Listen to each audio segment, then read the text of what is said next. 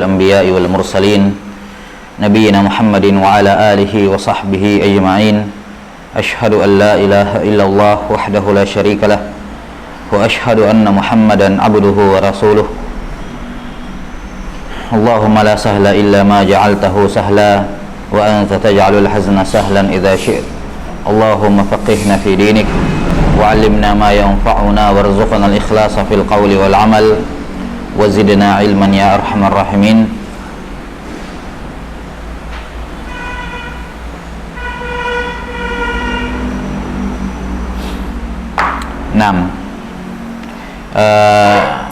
Insyaallah ta'ala ini majelis yang pertama dari kitab Ar-Risalah Al-Jami'ah wa Tadhkiratun Nafi'ah li Syekh As-Sayyid Al-Habib Ahmad bin Zain ibn Alawi Al-Habashi rahimahullahu ta'ala Al-Mutawaffa sana 44 wa mi'ah ba'da alf min al-hijratin nabawiyah.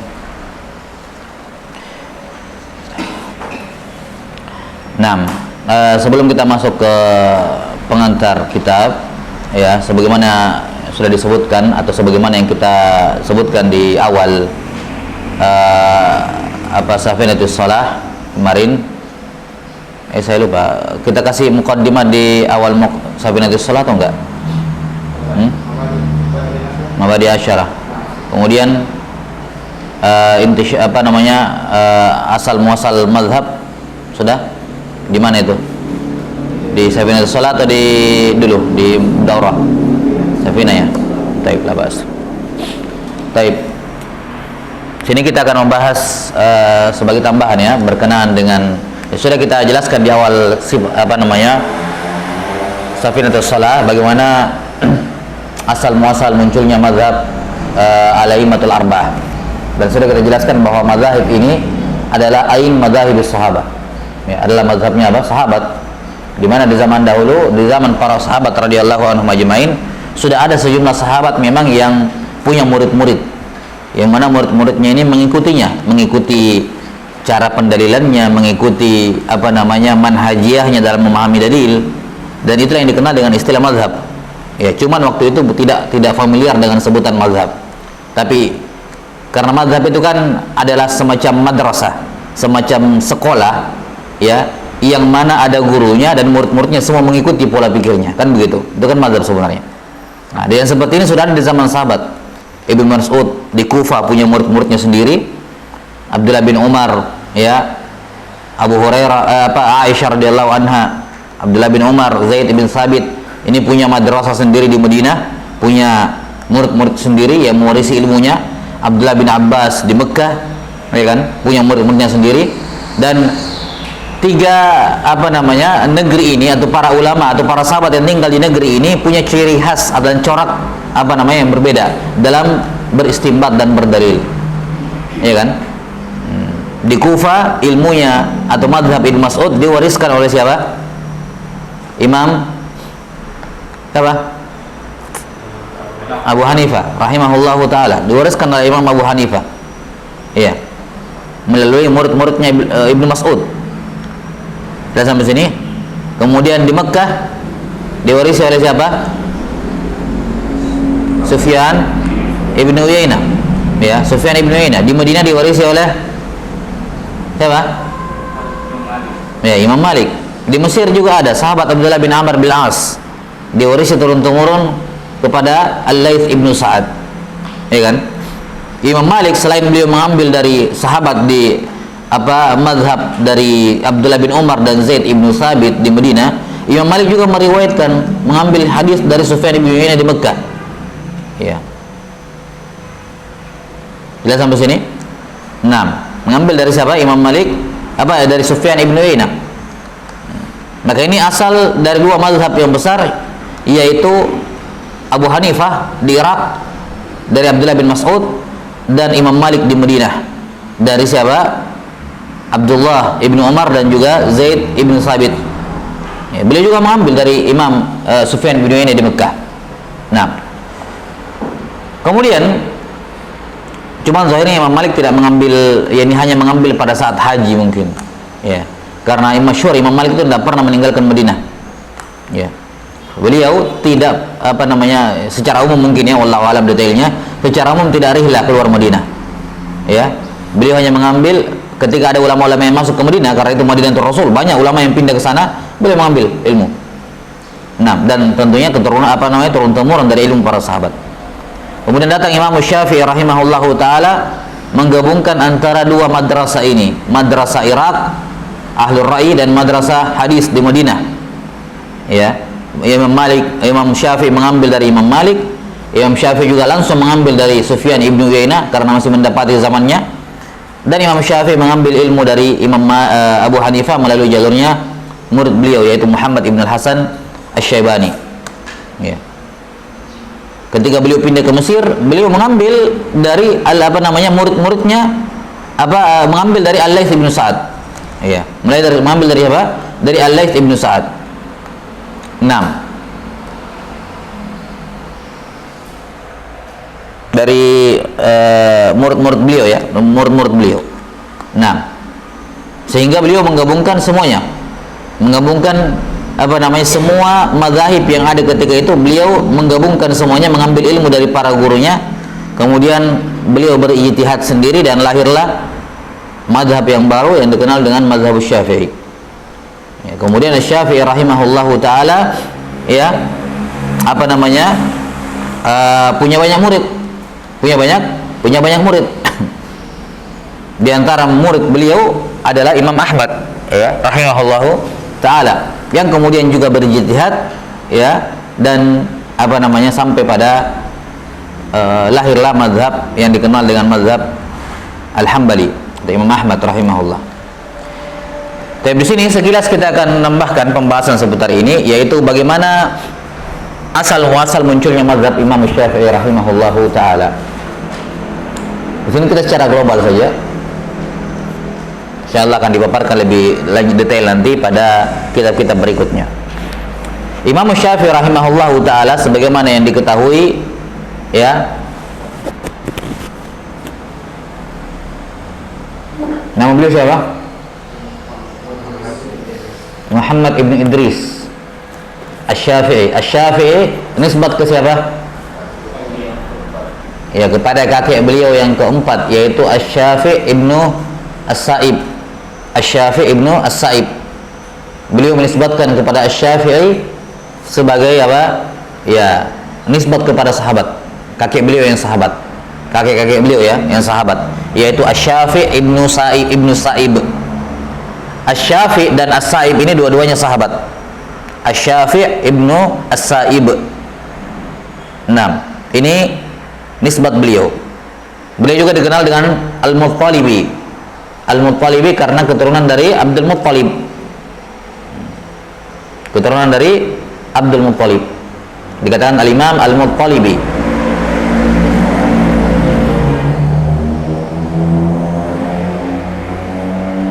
Baik. Beliau rahimahullahu taala lahir pada tahun 150 Hijriyah di kota Gaza, Palestina. Ya, beliau lahir pada tahun 150 Hijriyah di kota Gaza, Palestina.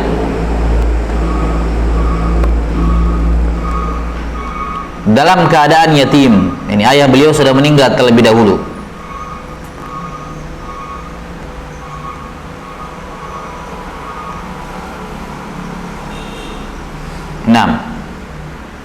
Kemudian pada usia 2 tahun ibu beliau rahimahullahu taala membawa beliau pulang ke Mekah. Ya, membawa beliau pulang ke Mekah karena nenek moyangnya di sana, keluarga bapaknya maksudnya di sana, agar nasab beliau tidak hilang, ini tidak terputus. Ya, karena nasab beliau mulia, ya kan? Nasabnya Rasulullah sallallahu alaihi wasallam.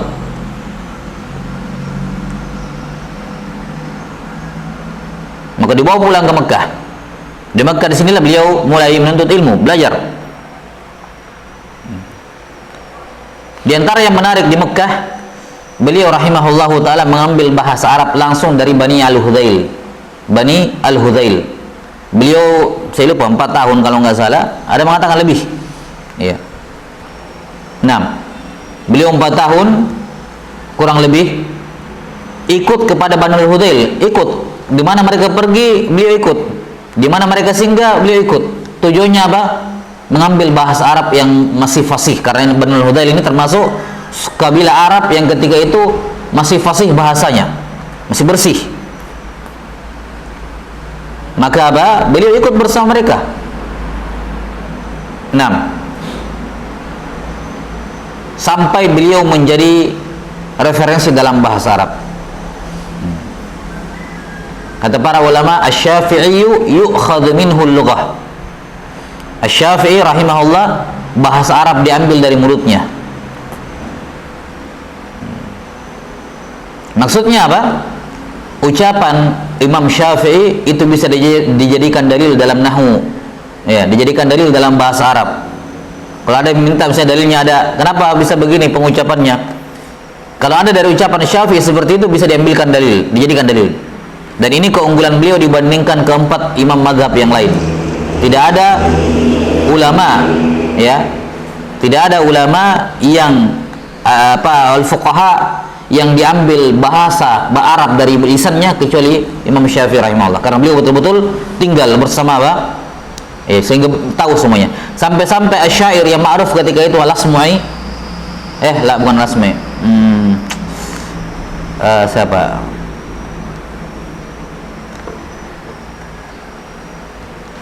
Nasir itu siapa namanya? Iya.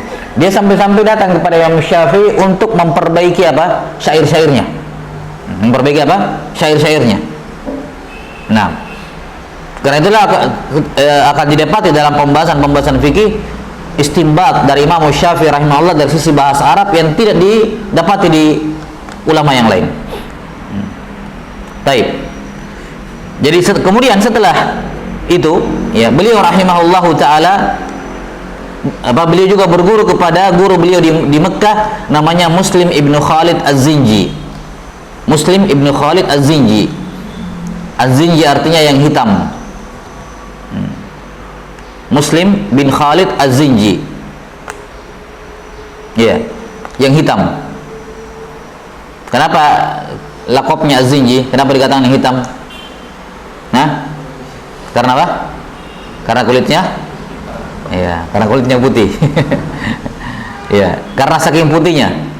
Jadi orang Arab biasa begitu, memberikan lakop sifat yang kebalikan dari aslinya. Dalam konotasi positif ya. Kayak kalau kita Indonesia, wah pintar banget kamu. Padahal maksudnya untuk mengejek gitu ya. Nah, itu mensifati apa?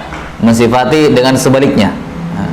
Beliau ini saking putihnya dikatakan Az-Zinji, ini hitam, namanya kebalikannya.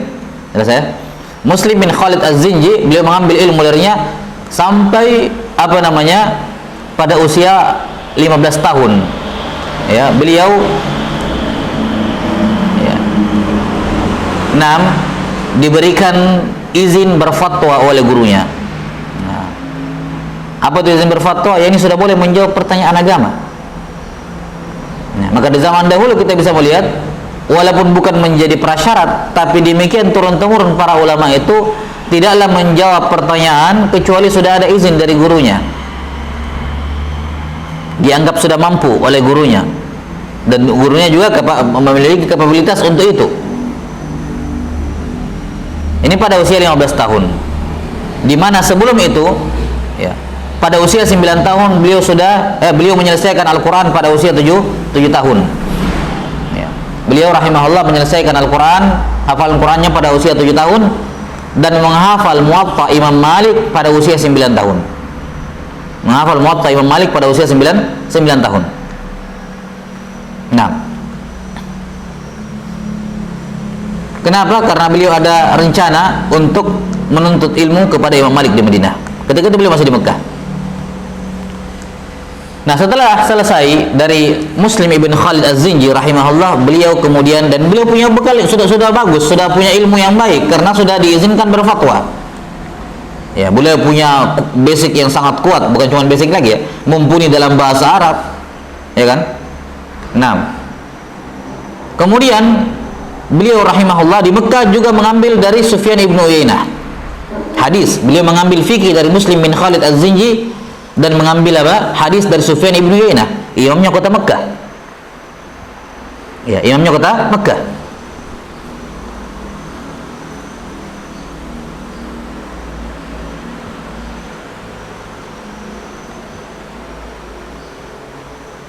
Jadi sudah berkumpul pada beliau fikih dan hadis. Fikih dan hadis. 6. Kemudian beliau rahimahullahu taala datang ke Madinah dengan tujuan belajar kepada Imam Malik. Maka beliau pun bertafakuh kepada Imam Malik rahimahullahu taala, mengambil ilmu fikih dan hadis karena Imam Malik faqihun muhaddis.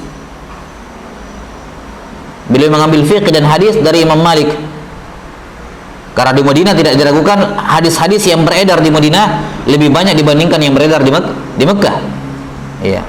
Karena sahabat Nabi banyak di Madinah, otomatis hadis-hadis Nabi SAW lebih banyak beredar di Madinah dibandingkan tempat-tempat lain, sehingga tentunya mendapatkan ilmu tambahan yang tidak beliau dengar ketika di Mekah. Beliau mengambil ilmu dari Imam Malik rahimahullah juga sampai Imam Malik mengizinkan beliau berfatwa. Nah,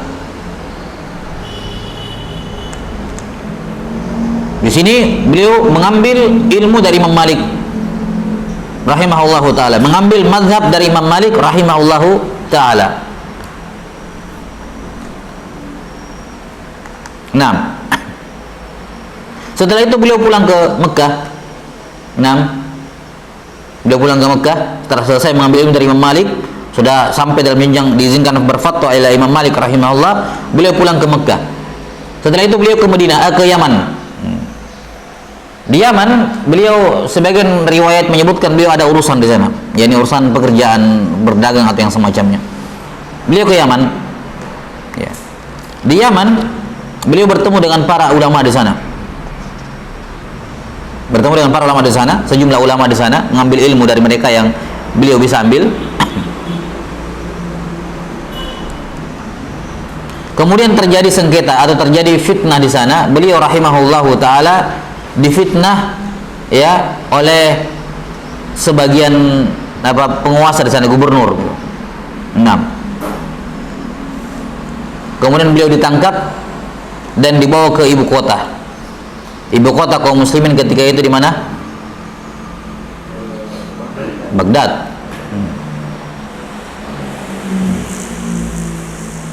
Dibawa ke sana. Di pengadilan, ya di sini ketika di Madinah nama beliau rahimahullah sudah mulai dikenal karena sudah bisa berfatwa. Direkomendasikan oleh Imam Malik, itu menunjukkan dia sudah dikenal. Ya kan? Keterkenalan beliau itulah yang memunculkan fitnah. Salah satu sebabnya ya ada yang terjadi fitnah di Yaman. Ini ada orang yang hasad atau yang semacamnya. Nah, ketika beliau dibawa ke ibu kota di Baghdad ketika itu, 6. Ketika disidang, datanglah muridnya Imam Abu Hanifah yang kita sebutkan tadi, Muhammad ibn al-Hasan Asy-Syaibani. Imam Abu Hanifah sudah meninggal. Abu Hanifah rahimahullah meninggal di tahun yang sama dengan kelahirannya Imam Syafi'i. Ya, Imam Abu Hanifah meninggal di tahun yang sama dengan kelahirannya Imam Syafi'i. Jadi beliau hanya mendapati muridnya Imam Abu Hanifah. Maka ketika mendengar Syafi'i rahimahullah taala di sidang, Muhammad ibn Hasan Asy-Syaibani sudah mendengar namanya, sebelumnya sudah pernah dengar. Oh ini. Kemudian dia pun datang dan memberikan syafaat kepada hakim ketika itu agar dilepaskan. Maka dilepaskanlah Imam Syafi'i rahimahullah. Kemudian beliau berguru kepada Muhammad ibn al-Hasan Asy-Syaibani. Ya. Berguru kepada Muhammad ibn al-Hasan Asy-Syaibani. Ya. Tentunya dengan bermodalkan hadis dari Sufyan ibn Uyainah, dari Imam Malik, bermodalkan dengan fikihnya mereka, datang ke madrasahnya Syaibani rahimahullah. Beliau mendapati hal yang sangat kontras. Kalau di Mekah dengan Madinah, itu kebanyakan istidlalnya mereka dengan hadis, ya kan, dengan hadis. Tapi di Kufah atau di apa namanya, di madrasahnya Syaibani, apa namanya, kebanyakan dalilnya adalah dengan ra'yu, dengan kias. Dengan apa? Dengan kias. Sudah kita sebutkan kemarin ya, kenapa mereka yang di Kufah itu banyak sekali kias dibandingkan hadis. Alasannya karena sahabat Nabi itu di Kufah atau di Irak secara umum adalah Abdullah bin Mas'ud. Dan Abdullah bin Mas'ud bukan termasuk sahabat yang banyak riwayat hadisnya, sehingga hadis yang berputar di sana tidak banyak. Mau tidak mau para ulama berkias, berijtihad karena tidak ada hadis. Ya, Al-Quran dan hadis yang sedikit, tidak banyak. Beda dengan di Mekah, sahabat banyak, hadis banyak tersebar, sehingga apa? Banyak hadis yang ada hadisnya begini, ada dalilnya, bisa. Kalau di Kufah kurang. Maka beliau pun banyak mendapati apa? Pendalilan dengan ra'yu, dengan apa? Dengan akal, dengan kias, dan itu memberikan nilai tambahan. Kalau di Madinah minim penggunaan kias, di Mekah Madinah minim penggunaan kias, banyak hadis. Kalau di sini minim hadis, banyak kias, dan masing-masing apa? Memiliki kelebihan dan kekurangannya masing-masing. Nah, di sela-sela beliau belajar kepada muridnya Asy-Syaibani, beliau sempat untuk diskusi, ya, hiwar ataupun ya kalau kita bilang debat sama murid-muridnya Syaibani. Ya, begini, karena mereka tidak tahu hadis, Asy-Syafi'i bawakan hadisnya. Gini-gini, ya, diskusi. Demikian pula sebaliknya. Sampai setelah selesai belajar, kata beliau, saya pulang dari Asy-Syaibani dengan membawa buku, yakni buku tulis yang beliau salin sendiri, ya, yang yang dibawa oleh 1 ekor onta penuh, ya. Banyaknya buku yang beliau bawa dari apa? Catatan yang beliau catat dari siapa? Dari Syaibani rahimahullah. Ini beliau sudah sampai dalam taraf seperti itu, ketemu dengan alim seperti Muhammad bin Hasan, lihat, padahal sudah alim sekali di Madinah. Ketika beliau meninggalkan Makkah dan Madinah, beliau sudah alim, sudah diizinkan berfatwa. Ketemu dengan Asy-Syaibani, beliau masih mencatat banyak, ya. Ya, karena tadi seorang muslim penuntut ilmu tidak boleh merasa cukup dengan ilmu yang dia miliki. Dia merasa sudah banyak sekarang, dia belum ketemu orang yang lebih berilmu dibandingkan itu. Maka jangan dia merasa cukup dengannya karena sudah diizinkan berfatwa, sudah aman. Enggak, ketemu dengan orang lebih alim lagi, ya, yang kealimannya di satu sisi yang tidak dimiliki oleh yang lain, yaitu dari dalam hal kias dan semacamnya. Beliau dapat banyak pelajaran tambahan. Plus hadis-hadis yang ada di Kufah ada tentunya. Nah, setelah belajar beliau pulang kemana? Beliau pulang ke Baghdad. Beliau pulang ke Madinah dulu, ke Mekah dulu. Di Mekah ini beliau mengumpulkan ilmu dari Mekah, ilmu dari Madinah, ilmu dari Yaman, ilmu dari madrasahnya apa? Syaibani. Nah, enggak, afwan. Waktu itu pemerintah masih di Kufah, ya. Beliau di Kufah. Nah, masih di Kufah. Bukan di Baghdad, di Kufah. Karena dari siapa?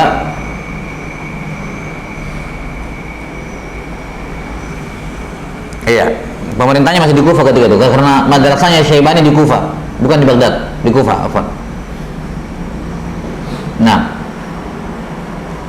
setelah beliau merumuskan semua, beliau menggabungkan ilmu yang beliau dapatkan dari Madinah, dari Mekah, dari Madinah, Yaman, Kufah, ya. Beliau punya pemikiran baru. Jadi lahirlah metode berdalil baru, menggabungkan antara hadis dengan kias. Kalau di Mekah dengan Madinah hadis, kias sedikit. Di Kufah kias yang banyak, hadis sedikit. Maka beliau menggabungkan dua madrasah ini. Dua madrasah ini. Setelah jadi, beliau ke Baghdad. Di Baghdad ketika itu kayak kalau kita sekarang ya, tempat ya mungkin Jakarta ya, tempat ngumpulnya semuanya di situ. Orang punya ilmu, mau diuji keilmuannya datang ke situ. Yani kamu bisa punya teori, tapi belum dianggap paten bagus kalau kamu belum ketemu sama orang-orang hebat di negeri yang lain. karena semua kumpul di situ di Baghdad. Ya. Betul-betul kata orang ya, negeri 1001 malam ya, indahnya luar biasa, dan berkumpul di sana ilmu pengetahuan dari apa namanya? Iya, dari berbagai negeri. Semua orang datang ke sana. Nah, di sana beliau kemudian apa? Mulai berargumen. Jadi beliau bawakan ilmu dalam tanda kutip ilmu yang baru, pola pikir yang baru. Beliau pun apa? Berdebat dengan apa namanya? Dalam tanda kutip ya, berdebat dengan orang-orang yang ada di situ, ulama-ulama di situ. Sampai apa? Beliau menonjol di situ. Nah, beliau punya banyak murid di situ, banyak yang mengikuti tarekah cara beliau. Nah, yang beliau hasilkan di Mekah tadi yang dibawa ke Baghdad ini, sebagian mengatakan mazhab qadim dibangun di Mekah, ada yang mengatakan di Baghdad. Tapi labas ini sama saja sebenarnya. Ya. Nah, semua yang lahir di sini, apa buah pemikiran beliau yang lahir di sini di Baghdad, itu yang dikenal dengan istilah mazhabul qadim, mazhab lamanya Syafi'i. Mazhab lamanya Imam Asy-Syafi'i rahimahullahu taala. Jelas sampai sini? Di sini banyak ulama di Baghdad, banyak ulama yang mengambil ilmu dari beliau. Di antaranya yang paling terkenal adalah Imam Ahmad. Karena Imam Ahmad tinggal di Baghdad. Ya, tinggal di Baghdad. Beliau mengambil ilmu dari Syafi'i rahimahullahu taala. Nah, kata Imam Ahmad rahimahullah, ma zalal fiqhu ya qaflan ala ahlihi hatta ja'a Syafi'i. Kata Imam Ahmad rahimahullah, fikih itu masih terkunci dari para ahli fikih. Yani mereka belum menyadari dan memahami ya masail-masail dalam fikih yang rumit ya. Sampai datang Imam Syafi'i membukanya untuk mereka. Qafal ya, digembok sampai datang Imam Syafi'i membuka untuk mereka karena menggabungkan dua metode ini. Ya, yaitu wahyu dan an-naql dan al-aql. Wahyu dan akal yakni qiyas. Nah, Imam Ahmad rahimahullahu taala mulazamah dengan Imam Syafi'i, mengambil ilmu dari beliau. Syafi'i rahimahullah faqih muhaddis. Beliau faqih dan apa? Beliau muhaddis. Ibnu Uyainah, siapa beliau? Muridnya beliau murid dari Ibnu Uyainah. Nah, walaupun dari sisi kuantitas riwayat Imam Ahmad memang lebih banyak kuantitas riwayat ya. Nah, tapi bukan berarti Syafi'i rahimahullah apa namanya minim dalam hadis, enggak. Beliau hanya lebih fokus ke fikih. Beliau sudah punya riwayat dari siapa? Sufyan ibn Uyainah dan para ulama yang lain. Taib. Nah, setelah beliau rahimahullah taala di Baghdad dalam tanda kutip menguji, berdebat, membela apa pemikiran beliau, dan akhirnya apa? Nama beliau terangkat, dikenal semua orang. Karena kalau orang terkenal di Baghdad itu terkenal di seluruh dunia. Orang masing-masing pulang ke negerinya bawa dengar nama ada orang seperti ini di sana terkenal begini. Sudah. Kalau viral di situ sudah viral kemana-mana sudah. Beliau punya banyak murid di Baghdad rahimahullahu taala. Nah, ketika terjadi apa namanya mulai fitnah yang banyak di Baghdad, seperti di antara fitnahnya sudah mulai ada penerjemahan buku-buku filsafat dalam Islam, sudah mulai banyak bukan lagi obrolan yakni ilmu-ilmu filsafat dan seterusnya, ilmu kalam sudah mulai masuk di Baghdad. Beliau rahimahullah kemudian meninggalkan apa namanya? Meninggalkan Baghdad. Ya. Beliau meninggalkan Baghdad, mampir sebentar ke Mekah, kemudian pindah ke Mesir. Pindah ke Mesir. Di Mesir sudah banyak murid-murid beliau yang dari Baghdad tadi, dari Baghdad sudah ada murid-murid beliau di sana. Di Mesir beliau memiliki tambahan ilmu yang baru dari siapa? Madrasahnya Al-Laits Ibnu Sa'ad. Dan Al-Laits Ibnu Sa'ad waktu itu punya mazhab sendiri juga, cuman apa? Punah karena murid-murid beliau tidak melanjutkan, tidak menyebarkan. Al-Laits Ibnu Sa'ad waktu itu punya mazhab juga, cuman ya punah. Tapi intinya Asy-Syafi'i rahimahullah memiliki apa? Mengetahui atau memiliki ilmu tambahan dari madrasahnya Al-Laits Ibnu Sa'ad. Madrasahnya Al-Laits Ibnu Sa'ad. ditambah dengan hadis-hadis yang ada di Mesir yang mungkin beliau belum pernah dengar sebelumnya. 6 yang beliau belum pernah dengar sebelumnya.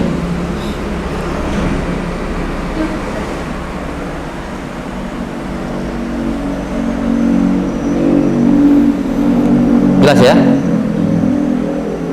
Sehingga ya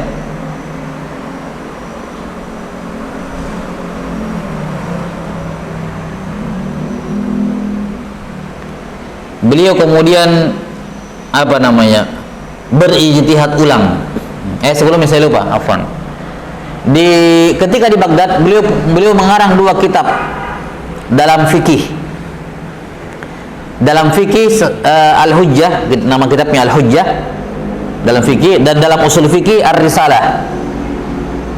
Dalam usul fikih namanya apa? Ar-Risalah. Ar-Risalah Al-Qadimah. Risalah lama. Asal muasal risalah ini adalah apa namanya? Permintaan dari Abdurrahman bin Mahdi, imam hadis, ya, meminta kepada Imam Syafi'i untuk menuliskan apa namanya cara beristidlal dari Al-Quran dan seterusnya. Ya. Maka Imam Syafi'i menulis kitab Ar-Risalah kemudian dikirimkan kepada Ibn Mahdi. Jelas? Ini 2 kitab apa namanya mewakili mazhab beliau di Baghdad, mazhab qadimnya beliau. Nah, ketika sampai di Mesir, beliau berijtihad dengan dapatkan tambahan ilmu yang banyak, beliau berijtihad ulang. Lihat ya, tidak ada henti-hentinya seorang itu mendapatkan tambahan ilmu. Ya. Di Mesir beliau dapat tambahan ilmu.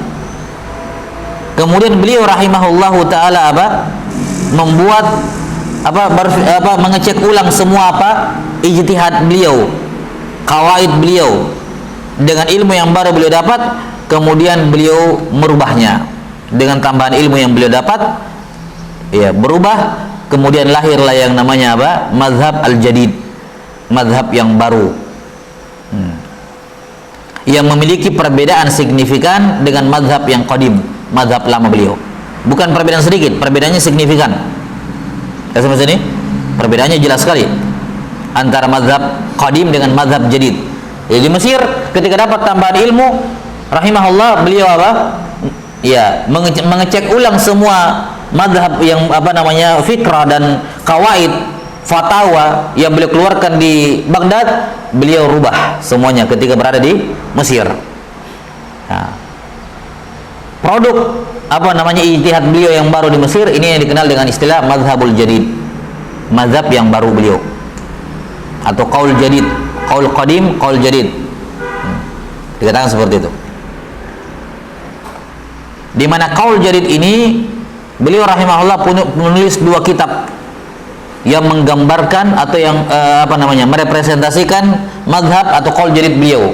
Dalam fikih beliau tulis kitab Al-Um yang masyhur, kitab Al-Um, dan dalam usul fikih Kitabur Risalah. Beliau terus ulang kembali Risalah dengan hal yang berbeda. Ya. Nah, Kitabur Risalah yang sampai ke tangan kita yang dicetak di zaman sekarang, Ar-Risalah yang baru, dikatakan Ar-Risalah Al-Jadidah. Ar-Risalah Al-Jadidah, kitab Ar-Risalah yang baru. Kalau Risalah Al-Qadimah, Allah alam apakah sampai nuskhanya di zaman sekarang, nggak tahu. Cuman yang sampai di tangan kita yang dicetak dikatakan Kitabur Risalah Imam Syafi'i, yakni Risalah yang baru, Al-Jadid, Ar-Risalah Al-Jadidah. Di Mesir inilah kemudian mulai berkembang mazhab beliau. Nanti kita akan jelaskan perkembangan mazhabnya insyaallah taala. Baik. Di sini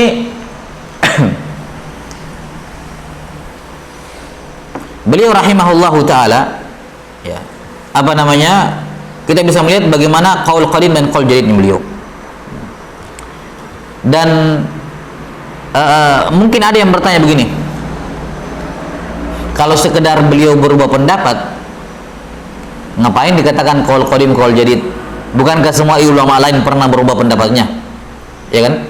Hari ini berfatwa begini, besok dia rubah. Ya kan? Imam Ahmad apalagi, ya kan? Kadang di satu masalah ditemukan dari beliau 3-4 pendapat, 4 riwayat.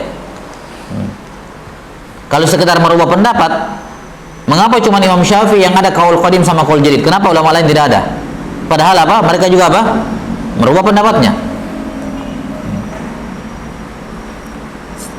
Sebagian menjawab dengan dua jawaban. Jawaban yang pertama,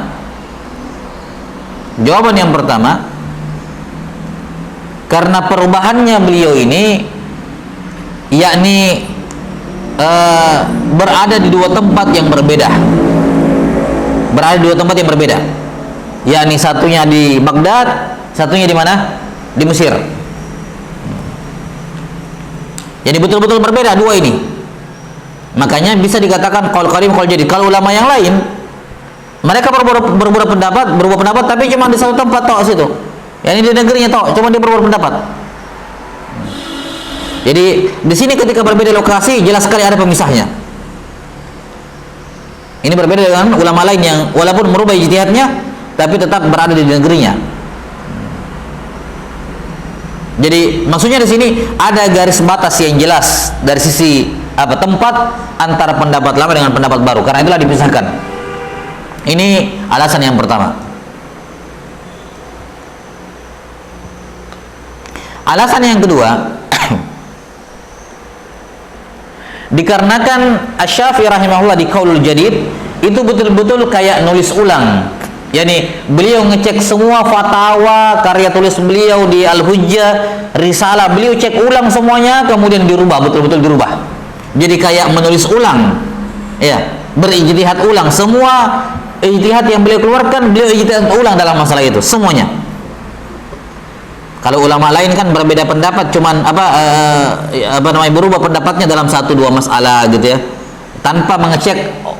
Misalnya ditanyakan masalah ini, dia jawab sekarang boleh, besok-besok datang ilmu yang baru mengatakan oh tidak boleh. Sebatas masalah itu toh, yang lain-lain dia tidak cek ulang. Sebatas itu toh berubah pendapatnya karena ada ilmu yang baru. Nah, kalau Syafi'i rahimahullah itu kayak mengecek ulang semua fatwa yang pernah beliau keluarkan di Baghdad, dicek ulang kemudian dirubah jadi sistematis gitu ya. Kemudian buku Al-Hujjah yang beliau tulis di Baghdad itu beliau tulis ulang dengan beliau menguatkan hal yang baru semuanya ya, hampir semuanya beliau kuatkan yang berbeda dengan yang dalam kitab Al-Hujjah. Ar-Risalah beliau tulis ulang dari awal semuanya. Jadi betul-betul memang membentuk hal yang baru, bukan cuma 1, 2, 3 pendapat rujuk, enggak. Ya, tapi bukan rujuk, berubah pendapatnya, bukan sekedar berubah ijtihad, tapi betul-betul furu', qawaid semua dirubah oleh Syafi'i rahimahullah. Dan tidak ada ulama lain yang melakukan seperti ini. Karena itulah hanya beliau ya yang diitlaqkan ya padanya dalam madzhab beliau ya qaul aqwal beliau yang diitlaqkan padanya qadim dan jadid. Karena memang betul-betul beda ini drastis. Karena itulah para fuqaha Syafi'i rahimahullahu taala mengatakan yang bisa dikatakan mazhab Asy-Syafi'i yang dinisbatkan kepadanya adalah qaul jadid. Adapun qaul qadimnya beliau ya tetap merupakan suatu pendapat karena ijtihad tidak bisa hilang walaupun sudah ditinggalkan oleh pemiliknya, tidak bisa dihilangkan. Jelas? Kapan sudah lahir ijtihad, kemudian ulama meninggalkan ijtihad itu tidak bisa hilang itu. Tidak bisa kita katakan sudah gugur karena Syafi'i meninggalkannya, enggak. Baik. Ijtihad tidak hilang dengan meninggalnya orangnya, enggak. Baik. Jadi para fuqaha Syafi'i mengatakan yang menjadi mazhab resmi Syafi'i, apa artinya mazhab resmi? Yakni yang bisa kita katakan ini mazhabnya Syafi'i gitu. Adalah qaul jadid. Dalam semua permasalahan kalau ada perbedaan qaul qadim dan qaul jadid, maka yang mazhab Syafi'i adalah qaul jadid. Semuanya. Sudah sampai sini? Enggak, maka itulah tidak boleh ada seorang mengatakan kepada qaul qadim, oh ini juga mazhabnya Syafi'i. Sudah sampai sini? Tidak boleh, karena itu qaul qadim. Dan ini yang tidak difahami oleh sebagian orang yang tidak mempelajari mazhab Syafi'i. Dia berpikir pokoknya kalau ada kalamnya Syafi'i dikatakan itu mazhabnya Syafi'i. Padahal belum tentu. Bisa jadi itu qaul qaul qadimnya beliau. Nah, jadi para fuqaha Syafi'i mengatakan yang bisa dinisbatkan pada Imam Syafi'i rahimahullah dikatakan sebagai mazhab beliau adalah semua qaul adalah qaul jadid. Qaul qadim tidak bisa dikatakan sebagai mazhab Imam Asy-Syafi'i, kecuali pada sejumlah masalah. Sebagian mengatakan 17 masalah, sebagian mengatakan 24 masalah. Ini segelintir saja, tidak banyak.